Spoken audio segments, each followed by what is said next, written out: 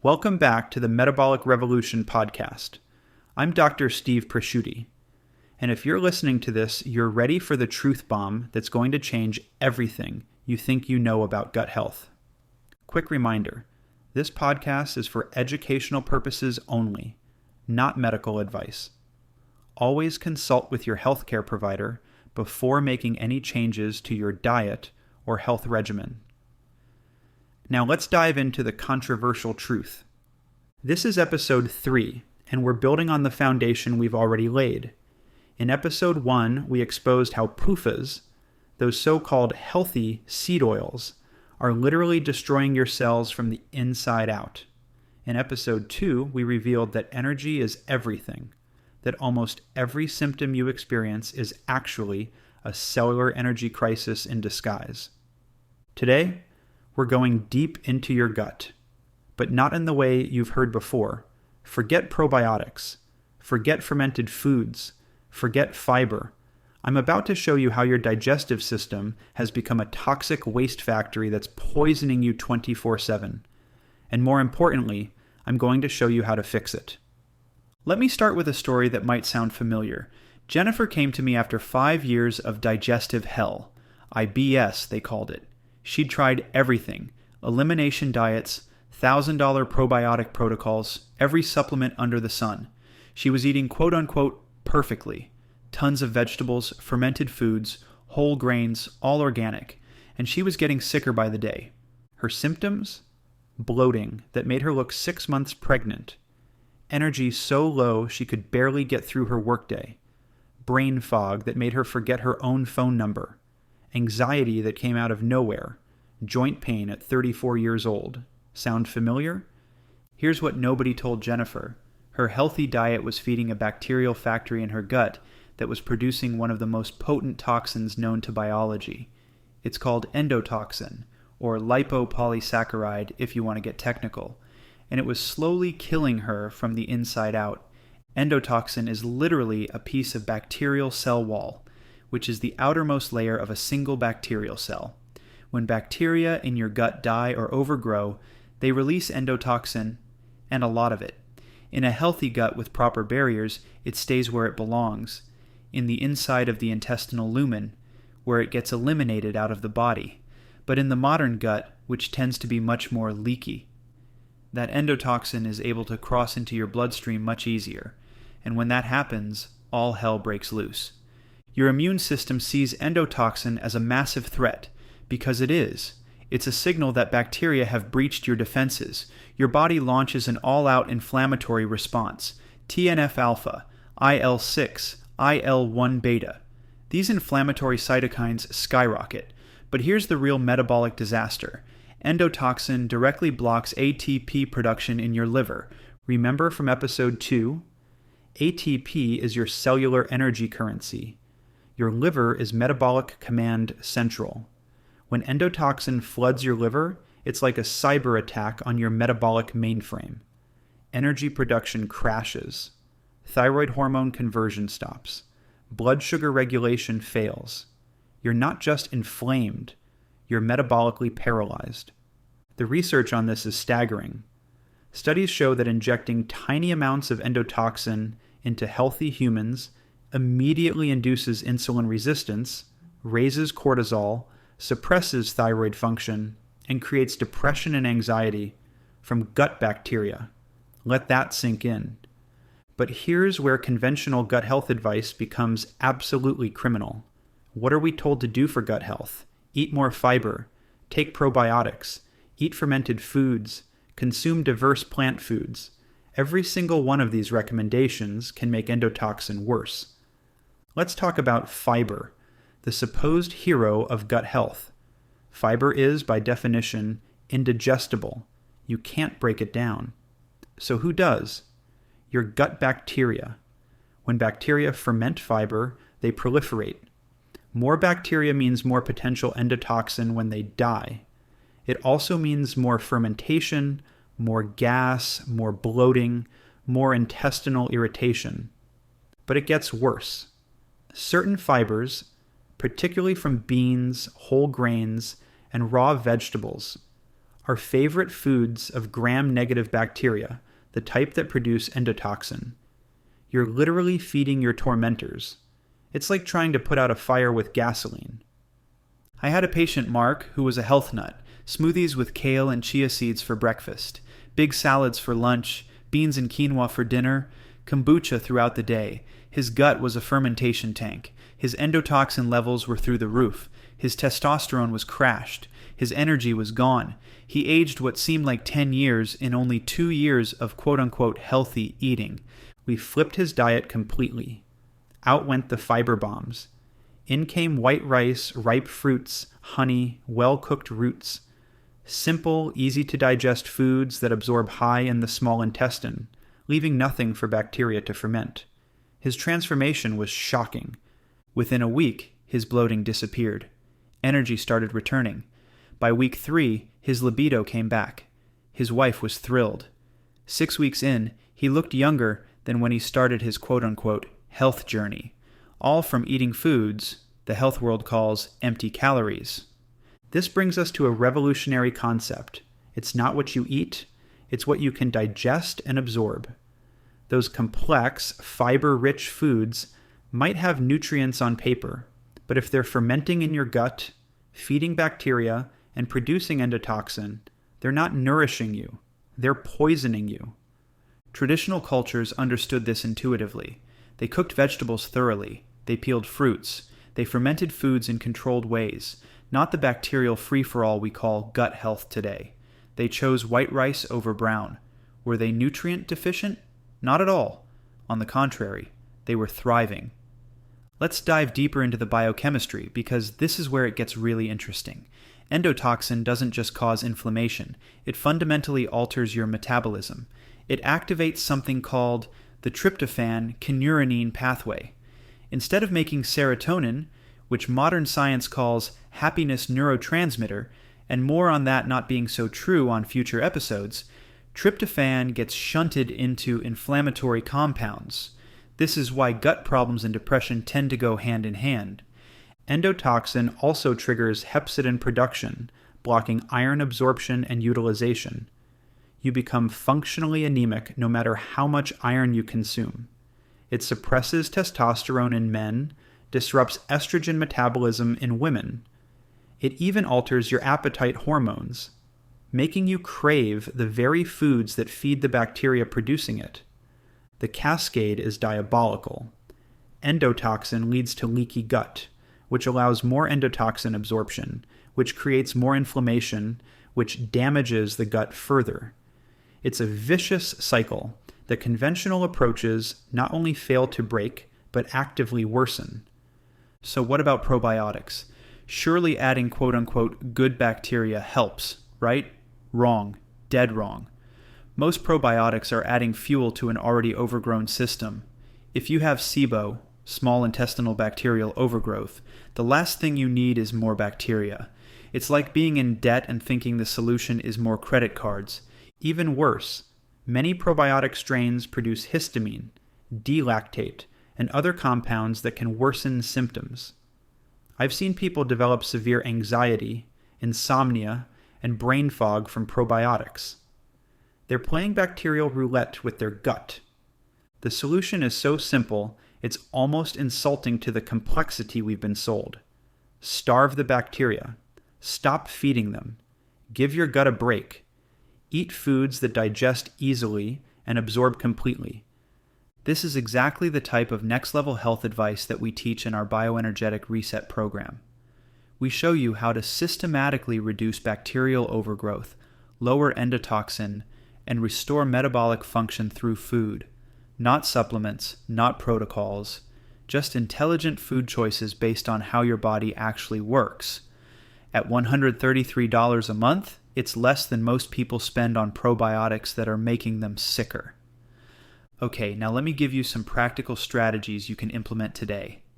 First, the raw carrot salad. This isn't just any fiber. Raw carrots have unique properties.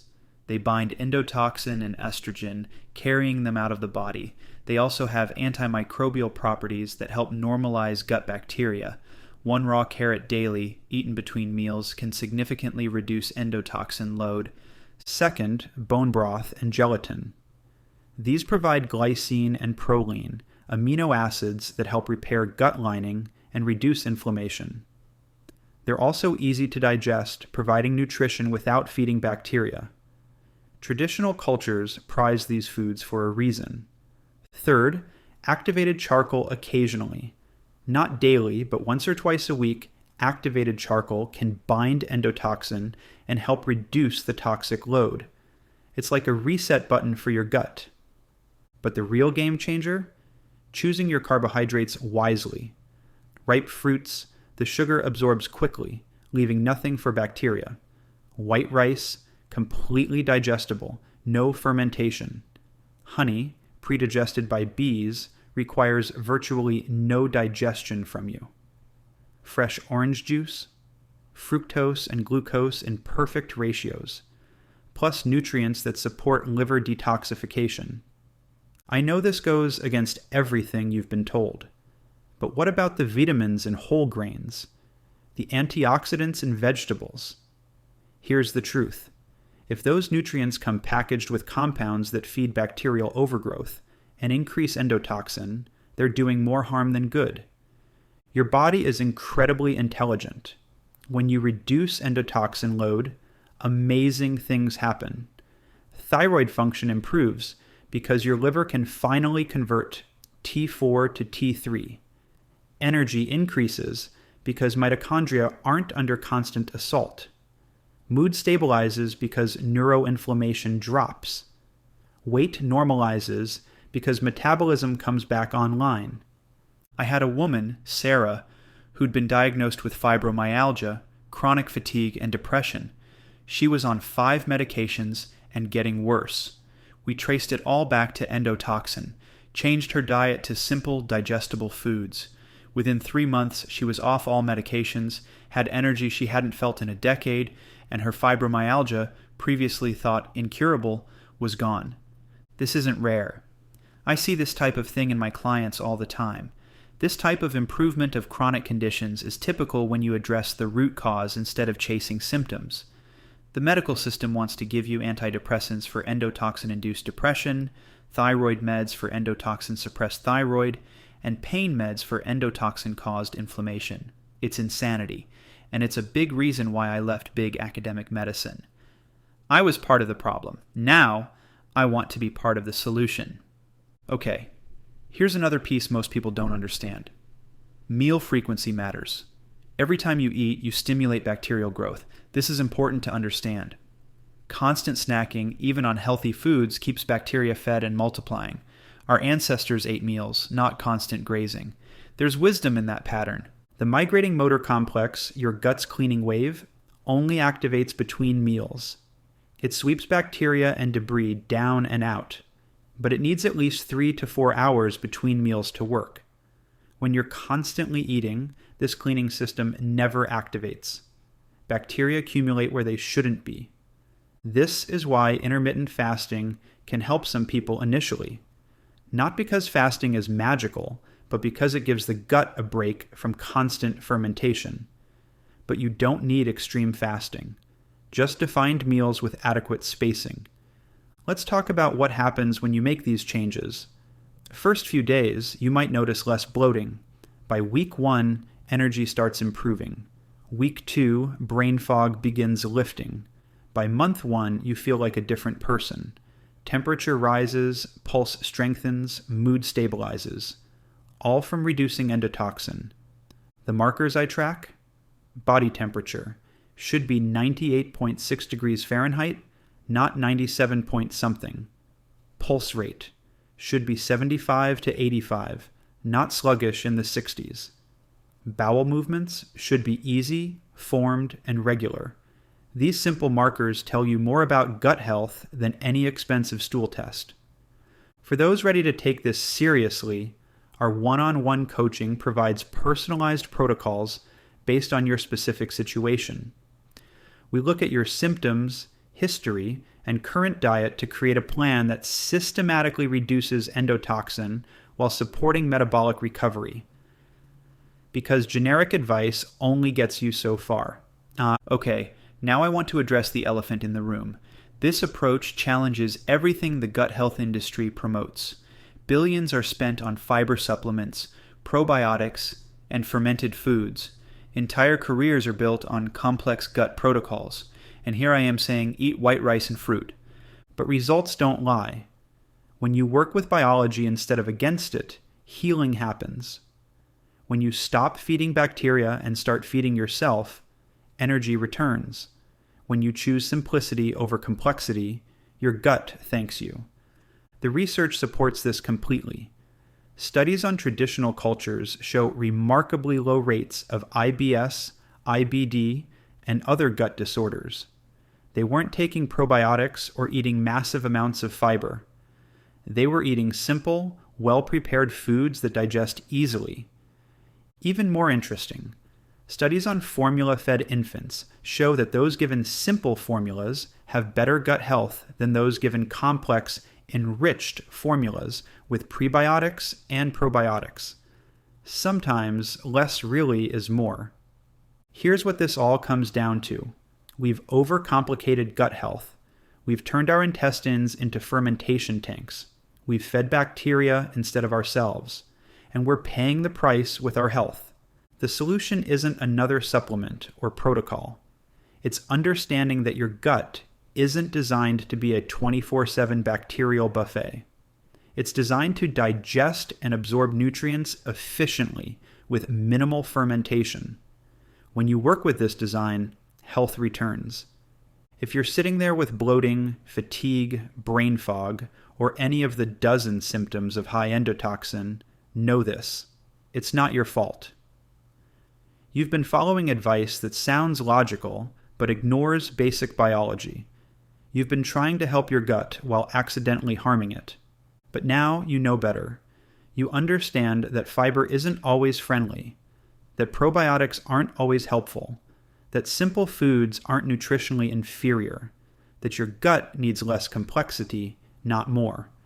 For this interested in diving a bit deeper into this material, our Energy Reset Essentials mini course breaks this all down into actionable steps. For just $39, you get the exact protocol for reducing endotoxin and restoring gut health.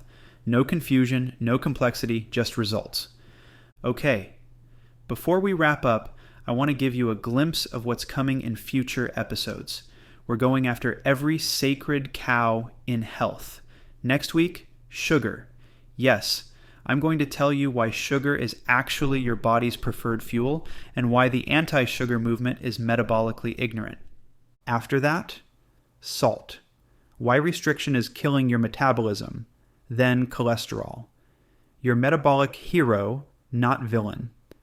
We'll dive into why your exercise routine might be destroying your metabolism. Why protein obsession is aging you faster. Why cold exposure and fasting might be the worst things for your thyroid. And here's something exciting. In addition to these episodes where you hear directly from me, we're also releasing special educational conversations between my research assistants at BioSpark Health. These are in-depth discussions that dive even deeper into the science, explore case studies, and answer the complex questions that come up in our practice. They're incredibly well done, packed with insights you won't find anywhere else. So keep an eye out for those episodes too. They'll be clearly marked, and they're designed to complement everything we cover in the main series. Each episode builds on the last, creating a complete picture of how metabolism really works.